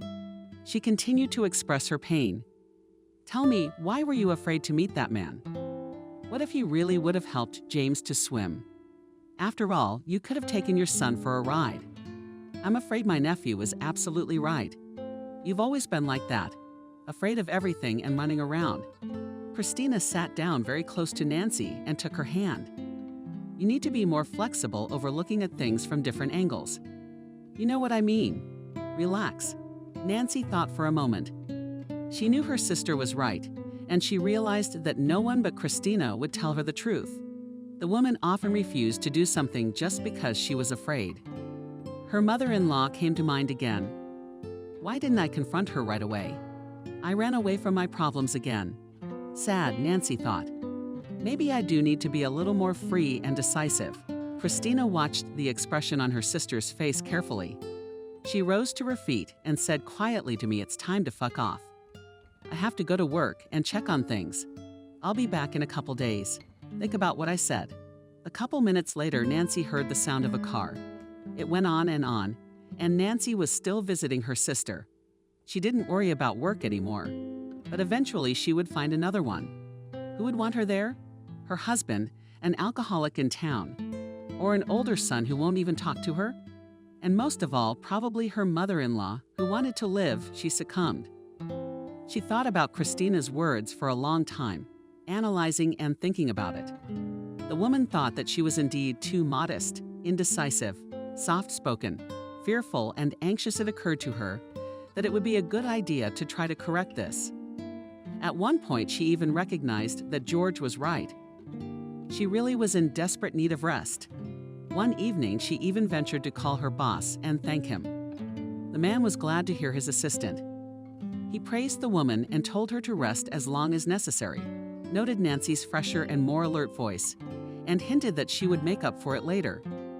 The woman herself noticed a favorable change in herself. The black eyes had disappeared, the fine lines had resolved, and the deep wrinkles no longer looked like glow worms. Her posture straightened, her hair regained its luster, and the main thing in my soul, there was hope. Seemed to be based on nothing in particular, but it was beautiful nonetheless. Christina, back at the villa, talked Nancy into a trip to the beauty parlor. There the woman got a good haircut and dyed her hair a bright chocolate color. While at the salon, Nancy even allowed herself to exchange a few phrases with a girl she didn't know. The woman felt the taste of life again. She suddenly realized that she was ready to fight her problems with renewed vigor. Once again, she and James went for a walk to the beach. When they reached the water, James said with sadness in his voice that it was a pity I couldn't go swimming. Nancy wanted to agree that it was a shame, but she restrained herself. She looked into her son's eyes and said confidently, "We'll think of something." Suddenly, a voice came from behind. "Hello, you must be our new neighbors. Let's get acquainted." A stout man approached them. He walked briskly and waved at them. His thick gray hair was neatly enrolled, and on his round face it was as if it was written that he was a good man. On a normal day, Nancy would certainly have immediately turned around and walked away. But today the woman decided to change her habits. She took a step towards him and extended her hand to the man. "Hello, my name is Nancy, and this is my youngest son, James. Pleased to meet you." The man gently took her hand and kissed it unexpectedly gallantly. All the blood came to Nancy's face from embarrassment, and as if he hadn't noticed it, he turned to the boy. "It's nice to meet you, young man. My name is Leo. I saw you here a couple days ago, but you ran away so fast. Catch up with what? There was no way to catch up with you." He laughed merrily. "You recently bought a villa from us here. Haven't seen you before." No, we're here visiting, staying with my sister. We're resting, regaining our strength. James needs fresh air. It's good for him to walk, to build up his muscles." "That's right. You are good," the older man said and patted the boy on the shoulder. James was a little embarrassed, but he dared to say something. "And you? Would you mind backing me up? I'd like to swim so much. I can do it. My arms are strong. But my mom, she's afraid for me. Why don't you just stick around?" Leo laughed good-naturedly, but before he could answer, he was interrupted by Nancy. No, not at all. We have no right to stress you out." The woman looked embarrassed and began to move strands of her lustrous hair. "I'm only in favor of it," Leo agreed cheerfully. "I was going to suggest it myself. I can assure you that amateur swimming is mostly hands-on, and it's not very deep. The current may seem strong, but it is deceptive. I'd be happy to help you." Nancy fell into a stupor. Her first thought was to say goodbye to that man, turn around and walk away, but moved by her fear for her son, she agreed. "Thank you, Leo. Let's give it a try." The woman helped her son off his extra clothes, took his crutches from him. Leo proved to be a sturdy man, though he was much older than Nancy. He put his shoulder to James for support, and they went into the water together. The boy was absolutely delighted. He laughed and twitched amusingly as the water reached first to his waist and then higher. Nancy was overjoyed for her son that such a small, modest dream had finally come true. After meeting Leo, Nancy began to keep in constant communication with him. They saw each other often, went for walks with James, and talked a lot. The woman enjoyed talking to such an intelligent man. He reminded her of George in some subtle way. In the course of another conversation, it turned out that Leo was also a doctor. He often asked the woman about her son's illness. He asked about the causes of the disease, about its complications. Nancy answered every question without hesitation. But when she finally learned that Leo was not just a doctor, but a professor and a leading orthopedic surgeon, she was shocked by such an unexpected gift of fate. The man gave them many recommendations, after the implementation of which James began to feel much better. One evening, Leo invited Nancy for a walk alone without James. He said he wanted to have a serious talk with her. Nancy happily agreed. And to her sister's reasonable question, what exactly would this conversation be about? She shrugged her shoulders absent-mindedly. How would I know? James did not object to this turn of events. He was happy to stay at home with Aunt Christina. Nancy, good evening. Leo smiled broadly at his companion. You look more and more beautiful every day. I must say Nancy smiled modestly and thanked him. Thank you. How are you doing? Leo, I'm fine. Went to my clinic today to check on the staff without me. Not a prankster. Can't be on vacation for too long, you know. We're workaholics. He laughed softly. There's something I wanted to talk to you about. Yes. Nancy looked at her companion carefully. During the conversation, they walked slowly along the neighboring plots, stopping now and then to take a closer look at a tree, a shrub, or a flower. I've been thinking about your case for a long time, and James is such a nasty injury and not well treated. Poor kid. In general, I consulted with colleagues, and we would like to offer you a high-tech operation using titanium fonts. In our city, this method is used only in our clinic. He stopped abruptly, looked Nancy in the eyes. Nancy lowered her gaze. Thank you, Leo. Thank you for your generous offer, but we can't afford it. We don't have any money at all. Nancy, she shook her hands dramatically. You've got me all wrong. I'm offering you the surgery for free. The woman was speechless. What do you mean? Free? She said shyly at last. It doesn't work like that. Leo answered her questions patronizingly and with favor in his voice. He spoke in the tone of voice that teachers usually use when patiently explaining a new topic to their students. Of course, there's no such thing as free. I meant free for you. I'll take care of all the expenses. Nancy was about to begin to retort. Her eyes flickered, and her hands shook slightly. But the man stopped her with one lordly gesture of his hand. Nancy, you don't have to worry about me. I'm not poorer for it. I can afford it. I'm interested in your case from the point of view of my research. So you can consider that by putting your son at my disposal, you will pay the clinic for the operation. He said firmly, you will have to come to my clinic next week. We'll do all the necessary tests there.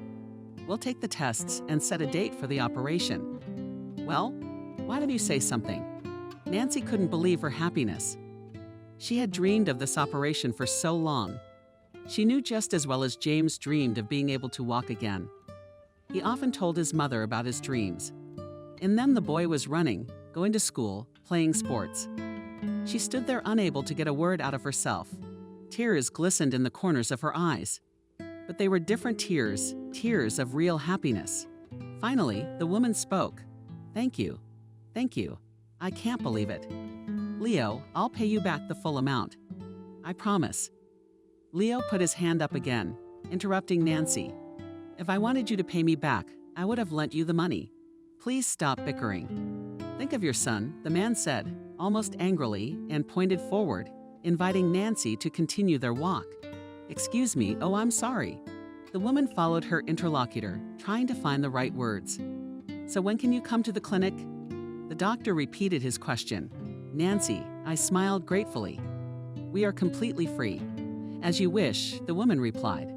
Well, let's go then. He stopped talking, pulled out some kind of notebook, resigned to making notes. Let's do it this Wednesday. Okay. Later, I just don't know how to thank you. Leo smiled and held out his hand to her.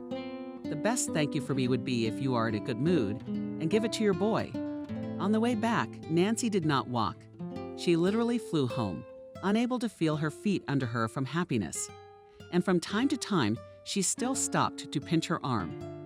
It seemed to her that everything that was happening around her was a beautiful dream. When she returned, she immediately told her sister about everything. What a stroke of luck. How lucky are we? Christina rejoiced. Nancy, I thought so myself, but the same phrase kept running through her mind. Everything is for a reason. After some thought, Nancy decided not to tell her son about the operation. She didn't want to give him false hope. The tests would be bad or something. However, James himself realized that something good had happened. His mother was too happy and elated when she learned about Leo Pavlovich's proposal, which was presented to him as a complete examination. The excited boy sat up on the bed and clapped his hands. Mommy, I feel that Leo will definitely help me. I will walk on my own again without crutches, without a stroller. You will, Nancy answered him. She gently stroked her son's head and began to help him get ready for bed. It was deep into the night when Nancy sat alone in the silence of the Grand Palace. The sky was clear and starry. A light, warm breeze faintly touched her face. The silence of the dacha village died away, made somewhere in the distance. Thinly and pitifully cried the unknown night birds. Nancy sat on the bench swing, admiring the clear sky, noting a familiar constellation. The smile never faded from her face. Suddenly, she thought she recognized a constellation of fish in the sky. The image of her husband immediately appeared in her mind. According to his zodiac sign, he was a fish. However, she was disappointed in him. Lately, she suddenly realized that she missed him, and still loved him. Frank had gone away to work shifts before. True, such work never brought anything to the family. He always came home drunk. As a rule, he started spending the money he earned on the way to his hometown. Although it was not always possible, but the couple usually called each other. During Frank's departure, they exchanged the latest news and just talked on the same watch. Did anything change? Frank never called Nancy. Neither did she. The resentment against her drinking husband was too strong. She sighed heavily. She wanted to call her husband and tell him all about the new acquaintance, the surgery, and all the changes that had happened to her over the summer. She twirled a cell phone in her hands and tucked it into her pocket. It's getting late, Nancy thought, flinging it skyward. One more mesmerized look and went to bed. Before Friday, they had already done all the necessary tests. Now all that was left to do was wait. Would James be allowed to undergo surgery? Leo's clinic happened to be in a neighboring large city. It was modern and clean, and the doctors seemed very qualified. James, like his mother, was absolutely delighted. He enjoyed looking at everything here. He walked the corridors, happily met the staff, and even made friends with one of the patients. It was a boy the same age as James. Also preparing for the upcoming orthopedic surgery, Nancy was glowing with happiness and prayed to God that the tests came back good and my son had the surgery. I still can't believe how lucky we are. Christina, who had come to visit them, said to her. Me too. Wow, I didn't want to talk to Leo at first. I was afraid of him, and I was afraid to talk to just anyone. Nancy answered thoughtfully. I told you a long time ago. Remember, it's time to make some changes in your life. You see how everything has turned out so well now. Even your mother-in-law, she's here for a reason. Oh, I don't agree with that. Nancy laughed. She's been bleeding me dry. By the way, Christina put her cup on the coffee table. You've already told Frank when he's coming back. Frank said Nancy's husband's name thoughtfully. Frank, no, I haven't. We haven't spoken since he left. Nancy, the sister said indignantly. How can you do that? He is, after all, James's father. He has a duty to know. You're right, of course you're right. Nancy fixed her clothes and stared blankly out of the window. So why don't you just sit there? Call him and tell him. Call him myself. The woman was genuinely surprised. Of course, we didn't quarrel, but after that obedient conversation, I don't know what to think. You won't know until you get up the courage to call. Christina parried. Calls come on. Nancy reluctantly pulled out her phone and decided to call her husband after all. Whatever kind of relationship were they in, Christina was right. He had to be aware of the upcoming surgery. James. She selected the right contact, pressed the call button. It buzzed. He didn't answer the call. The woman put the phone away, looked at her sister. She understood without words. No answer, Nancy said. And resentment began to choke her again. I think this is the end. What end? Christina raised her eyebrows indignantly. Come on, don't get so worked up. As you can see, Clara, by all appearances, succeeded in her plan. She divorced us. Nancy sighed sadly. She didn't know whether she should be sad or happy. But then the phone rang. Frank calling back.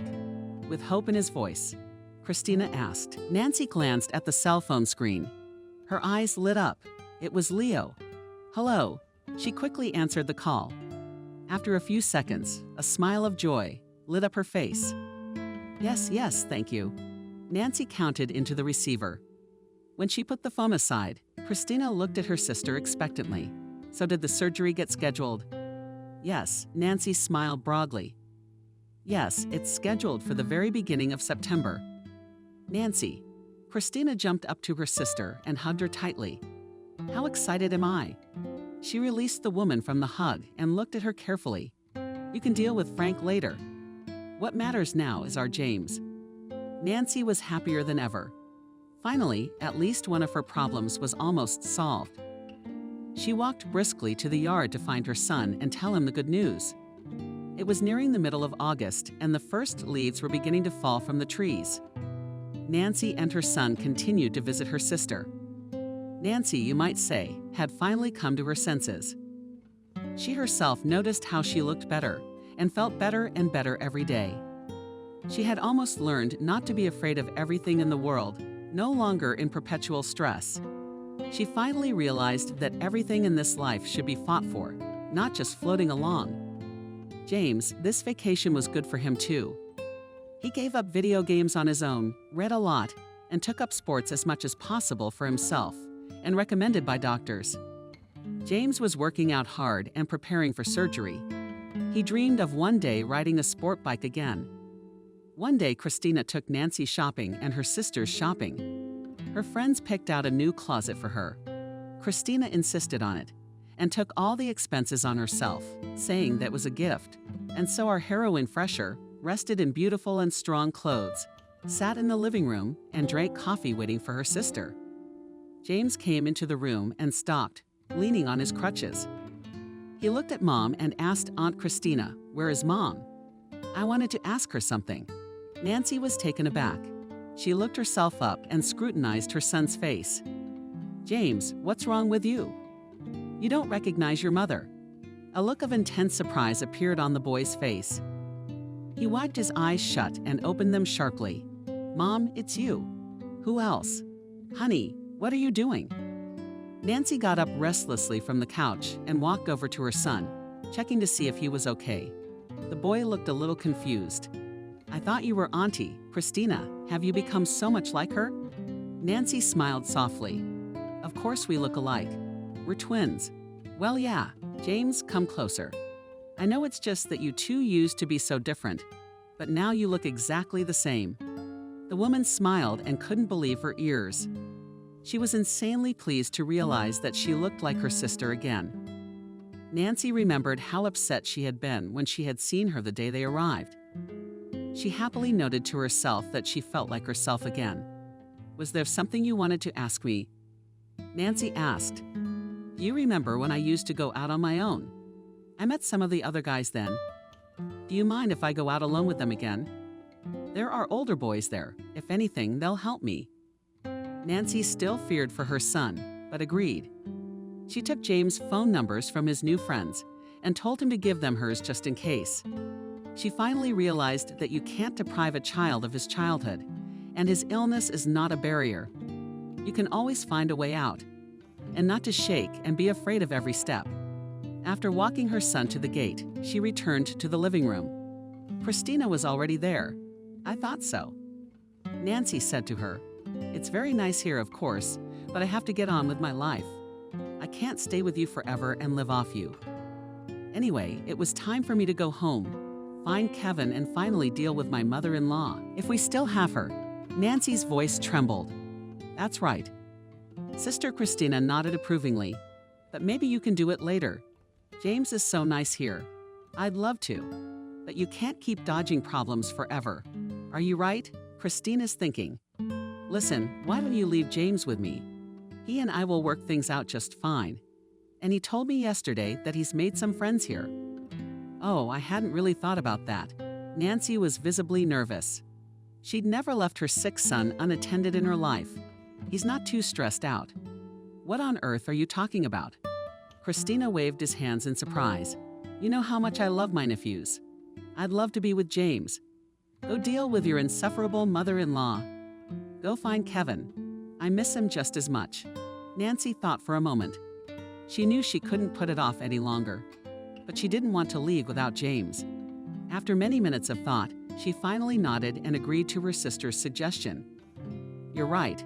I'll go home tomorrow. And I don't think James would mind staying here." Christina looked at her face. "How's it going, sis?" "Keep it that way." Nancy was standing at the gate.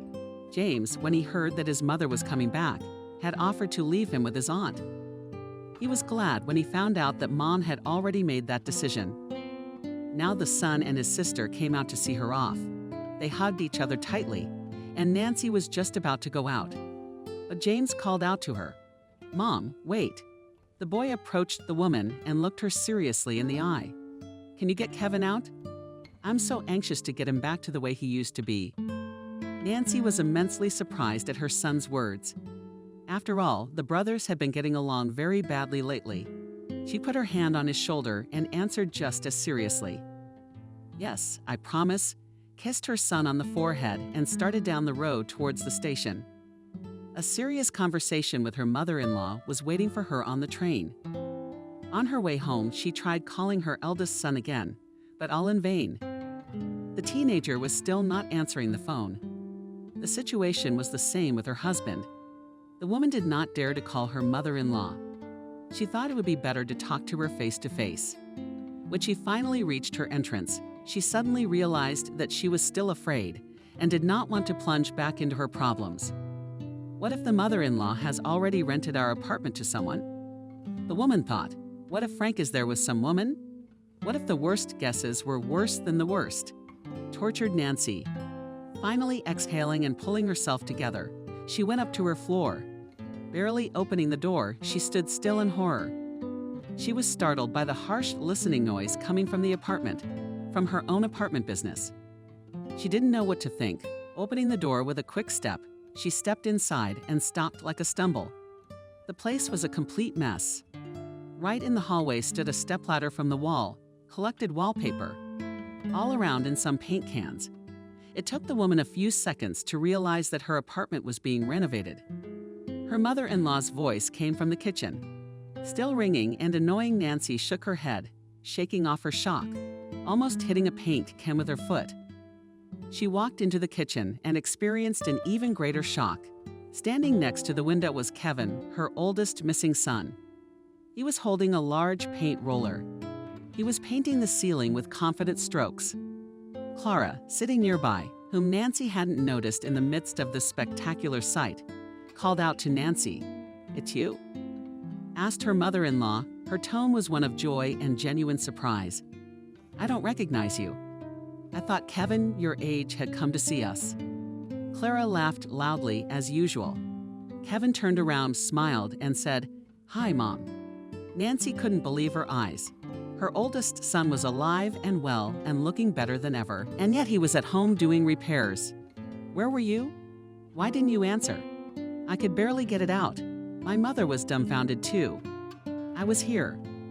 My grandmother and I are making repairs, and my grandmother turns out to be a real piece of work. World history. Odds." Kevin looked proudly at his grandmother, and the latter did not stay in debt and winked at him in a cocky way. He didn't answer. Kevin continued his monologue. "At first she just didn't want to talk, and then I lost the phone. How are you? How's it going?" Nancy came closer to the goats, looked at her son closer. Surely he's not a trick of the eye. Nothing wrong with him. Just in case, she gingerly touched his leg. She couldn't reach any lower. "Everything is fine," Nancy smiled cheerfully. "I come with good news to add to the conversation," cutting Clara. Well, what's the news?" "James is having surgery in September," Nancy said excitedly, not hiding her pride. "And it's free." "Nancy, I can't believe what I'm hearing." Clara rose from her stool in delight. "But how?" Her daughter-in-law smiled modestly and answered her, "I'll tell you all about it later. It's a long story. James and I just made some useful acquaintances." Clara nodded. Nancy caught herself thinking that her mother-in-law looked as if she knew it would be like this. Clara said, giving her voice an instructive tone, "See, all it took was a little change in your habits and some rest." She looked at the kitchen. "All right, you can tell me all about it later. In the meantime, you look at what the little one and I have already managed to do." The woman came out of the kitchen, beckoning her daughter-in-law to follow her. Together, they proceeded to the bathroom. Seeing what became Nancy here, thought she had fallen into a fairy tale. She simply did not recognize her bathroom. The sink was new, perfectly clean. The once so annoying to Nancy shabby pipes were gone. In their place was a new silver towel drying rack. The bathroom itself was lined with shiny coffee tiles and a dimly dull light bulb. Shade-less lampshades were replaced with bright spotlights. The once shabby and dirty green walls were done and painted above the tile in a nice color. Nancy on the favorite. By the way, everything was so fresh, so clean. The restroom adjacent to the bathroom had been given a complete makeover too. A new toilet bowl, tiles smooth and fresh, painted walls, a neat hanging cabinet for household supplies. Nancy simply stopped comprehending what was happening. She only asked quietly, glancing at her mother-in-law, Clara, "How is that so much money? Who put that nonsense in your head?" "The one with the smirk." The woman asked. "I withdrew a little from my savings account. We live frugally in the village, we have our own money. But it's not as expensive as it may seem. We spend only on consumables and plumbing. And that's the simplest one we took, and everything else we did ourselves with our own hands." Clara put her palms forward, as if demonstrating the truthfulness of her words. "Come on, I'll show you something else. We've already changed the wallpaper in the nursery. No offense, but we're not in the bathroom yet. We're sleeping in your bedroom with Frank." "What do you mean, Clara?" Nancy said with delight. And she added, "How did you get my Kevin to participate in the renovation? I couldn't even get him home for the last 6 months. And you have to have a different approach for each one." The mother-in-law began to lecture her daughter-in-law again. But this time Nancy didn't mind it at all. She listened attentively to her brave relative as she proudly boasted of the new renovation. As Nancy drove back to town, all sorts of terrifying scenarios swirled in her mind. She imagined her husband having an affair with his mistress. She imagined Kevin setting up a real brothel in the apartment. She imagined many things, but she couldn't imagine her mother-in-law making the renovations she had dreamed of and bringing her eldest son home. Nancy was over the moon. She quickly changed her clothes and started to help her family with the renovation. Together, they finished sawing the ceilings and painted the walls in the kitchen and glued special panels on the apron of the kitchen set, which, by the way, changed the fronts. Mother-in-law found somewhere on the sale, as she said, for pennies a little used knot and previous owner's oak fronts. Yes, from the very real fresh smooth oak. The miracles continued. Over the next few days, the renovation of the apartment continued in full swing. Nancy watched Kevin cautiously at first, trying to see if his son was off drugs and alcohol. When she was convinced that her son was completely sober and was preparing to pass his tails at school to move up to the next grade, she almost lost her mind. The overjoyed mother wanted to ask Kevin about everything. How he had managed to quit his bad habits, how he had decided to leave his awful company. But Nancy was afraid to alienate her newly found eldest son. With unnecessary questioning, she was happy to communicate with both Kevin and her mother-in-law. And the repairs were no burden at all. One warm evening, Nancy, suddenly remembering that she was on her way to find out about her mother-in-law, sincerely apologized to her. "For God's sake, Clara, I apologize for accusing you then without reason?" Guiltily, said the daughter-in-law. She now really thought that she had just heard that phrase. The mother-in-law graciously forgave her suspicious daughter-in-law. "I understand. She's Nancy. You were creepy back then, weren't you? What tired looking. Scary, by God." She answered her, and both women cried and hugged each other tightly. During these few days in the joyful bustle and cares, Nancy suddenly realized that her mother-in-law was not at all such a nasty old woman. Yes, she was a little peculiar, of course, but not mean at all. Now Nancy was anxious to ask Clara about her husband. Where he was, why he wasn't answering his phone, but she didn't dare. Embarrassed. After a few more days, Nancy felt that it was time for her to return to work. No matter how well her life was going, she still needed the money. And she missed her clinic, her colleagues, and even her patients. She had warned George in advance that she would be coming to work soon. Nancy was already standing at the reception desk. Lily, the receptionist, did not recognize a colleague. "So nice and fresh." And Nancy looked. "How nice to see you." George greeted his assistant with joy. He carefully pulled out a chair in front of her so the woman could sit down. He walked over and sat at his desk. "You look great, just great." The man laughed approvingly. "Thank you." With gratitude in her voice, Nancy replied. She changed a little, but dared to say what she was thinking. "You know, I was angry with you at first, terribly angry. But you were so right about everything. I really needed that vacation. Sure, it took a little longer, but I really got more rest than ever and solved a lot of my problems. I can see that very well. I see it now," the doctor replied, smiling broadly. "Like children. Like a young son. "George, you won't believe it." And Nancy told the supervisor everything that had happened to her in the last 2.5 months. The dentist listened to his assistant attentively and occasionally asked clarifying questions. It was obvious how genuinely happy he was for her. "Now that you have rested, fully regained your strength, I have to confess to you," said the doctor, a little embarrassed. "What's the matter?" Nancy moved forward, expressing concern. "It's that my temporary assistant is an idiot." The doctor laughed good-naturedly. "I've missed you as a professional and as a friend too. I hope you will be able to take up your duties very soon." Nancy went back to work. Her attentiveness was enviable. Each of the patients again, as before, noted the woman's neatness, her carefulness, and her focus on her work. Her mother-in-law and her son-in-law, who had successfully passed all the transfer exams, were waiting for her at home. Her eldest son. The renovation was slowly coming to an end. In the evenings after work, the woman helped her loved ones and cooked something delicious under the careful guidance of attentive Clara. And on the next weekend, she went to her sister's villa to check on her youngest son and share the latest news. When Nancy returned back to the apartment, she caught sight of a man's shoes in the hallway. They were her husband Frank's shoes. The woman walked breathlessly into the kitchen. Nancy's soul of mine, Frank, broke out in a wide smile. His eyes shone. He looked better than ever, and most importantly, he was completely sober. "Frank," Nancy was at a loss for words. "How are you? How's your work?" "Fine," the man replied, proudly raising his chin. "Nancy, how good do you look, as good as you did 20 years ago?" Frank moved closer to his wife and hugged her tightly. The woman stood motionless. She couldn't believe that her Frank was completely sober. For the past few years, he had never returned from a watch so fresh and trim.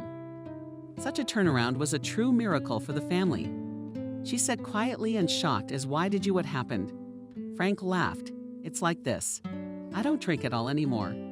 And he hesitated, quickly walked out of the room, and just as quickly came back in. "This is for you." Smiling broadly, he bore his wife a gift box. At this, Nancy opened the present with interest and was surprised to find there a new bright, ceremonial clothes and a small jewelry box. The woman opened it and marveled. Inside were small gold gems with some kind of green pebble at the base. "But how do you like it?" the man asked with a gasp. "I do." Nancy covered her mouth with her hand in admiration. She hugged her husband and poked him on his clean-shaven cheek. She ran off to try on her new earrings. Frank, who had followed her, continued talking, and also this to Vanya. "I bought new sneakers, James. I want to give you a new computer, but I don't have enough money. And also a beautiful red dress." The woman took an example of earrings and immersed herself in front of the mirror. Then she turned to her husband and slowly walked in front of him, modeling gait. The couple laughed in unison. Nancy, not hiding her curiosity, asked, "Why have you changed so much? I've been praying for you for so long. And now it's so easy." Frank laughed again. "Well, I've got a steady job now, a good one. I'm not a fool to push through an opportunity like that. And when my wife is so beautiful, kind, affectionate, how can you trade her for alcohol?" He took Nancy's hands and pulled her to him. "In fact, ask my mother, you shouldn't have disliked her." He winked slyly at his wife and left the room. Nancy thought deeply. What did he mean by that? She turned back to her family on the wall and surveyed the newly renovated kitchen as if anew. Clean, smooth walls, new kitchen cabinetry. Even the refrigerator was new, big, spacious. Nancy had always thought appliances were very, very expensive, but the wise Clara suggested that they could be bought cheaper. For example, a used but still decent item, or you could pick up a good discount at the store. Nancy couldn't. She looked at her apartment, at her family, and still couldn't believe everything had worked out so well. She looked at her mother-in-law carefully. She was laughing, telling an old joke to her grandson. Nancy noted to herself that her mother-in-law's loud voice was not at all obnoxious, and the jokes were silly. Clara noticed her attentive gaze and came closer. "I see you want to ask something." She smiled slyly. "Okay, you can ask your questions. Let's go out on the balcony. Let's not disturb our men." The women quietly went out of the kitchen. When the balcony and the door closed, Nancy immediately pounced on her mother-in-law with questions. How? How did you manage all this? Frank promised you would tell me what you did. Share. Repair Kevin. Sober Frank, I don't understand. Clara laughed out loud. I realized a long time ago, my dear, that there was something wrong here, didn't I? The last time Frank came to see me, I knew right away. There's trouble in my son's family. What's next? The woman asked quietly. What? I had to take matters into my own hands. I don't know your character. Don't take offense, but you're too softly warm, daughter, and not flexible at all. I came here to give you a real beating. I'm sorry again for what I said to you, but you really needed to go away and get some rest. But how did you know I was going on vacation? I could have gone anywhere. Nancy asked. Clara laughed merrily again. I'm telling you, knowing you like the back of my hand. Where else would you have gone? And your sister? A wise woman, I know. She wouldn't give you bad advice. Look what you've become. And all you had to do was nothing. Why? That way you could have just said, oh really? My mother-in-law's hands are splayed. I never told you.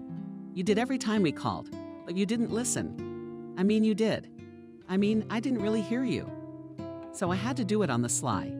And I faked that conversation too. I'm sorry, sweetheart. I didn't hear that, Nancy said in surprise. Yes, and slyness itself. Nancy smiled broadly. But how did you wean Kevin off the drugs? How did you do it? How? Did you have to act like you did? Tricky. Later, Clara smiled. I told him that some beautiful girl was looking for him, that she'd made a date with him and given him the address. There was no pretty girl, the woman inquired. Good point. And the address was an addiction clinic, the one at the church. There I showed him when he arrived what could happen to him if he didn't quit that stuff, and then I arranged for his treatment. He was there for a month and a half, which is why he hasn't returned your calls. They're not allowed to use the phones there. Believe me, dear Kevin, I get it. He'll keep studying and everything will be fine now. Just one thing. Nancy looked at her mother-in-law with undisguised admiration, and that I promised my grandson I'd have a serious talk with you both. Tell me, why are you forcing him to study economics?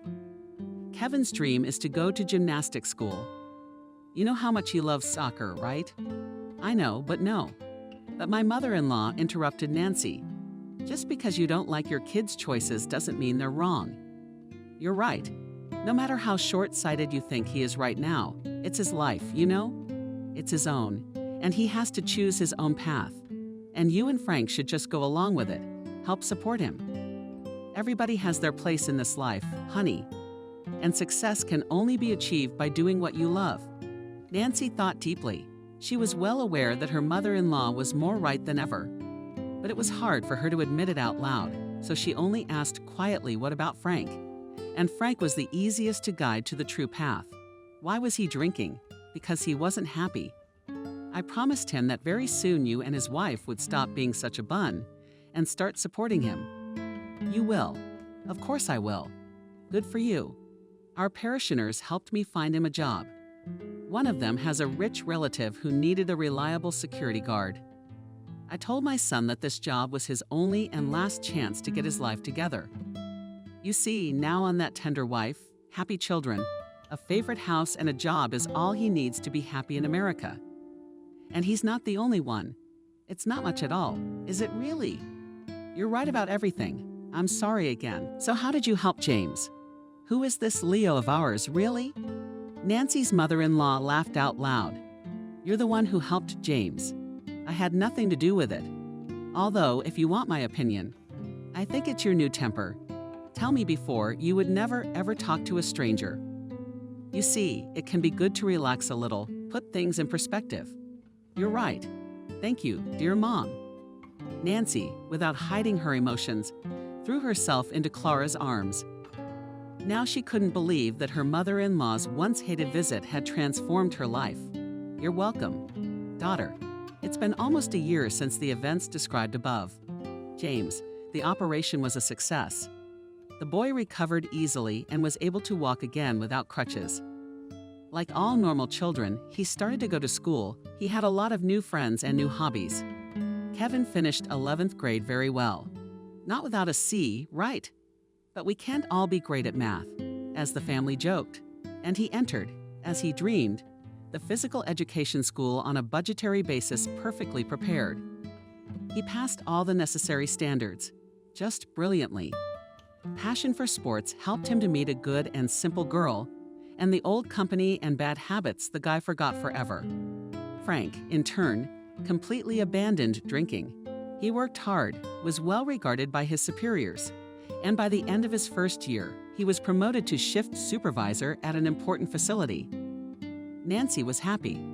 She worked at her pleasure, did the household chores, spoiled her sons and husband with various goodies. The family had paid back all their debts and were now living in complete prosperity. The happy family now divided the summer into two parts. The first half they spent at Christina's villa, and the second half in the village, at her parents' at Frank. It turns out that to be happy is very simple. The main thing is to be open, optimistic, and necessarily able to love. It is important not to put your hands down and be able to look at your problems from different sides. Such qualities will definitely be rewarded. After all, the main thing in life is to be able to this very life and really enjoy it.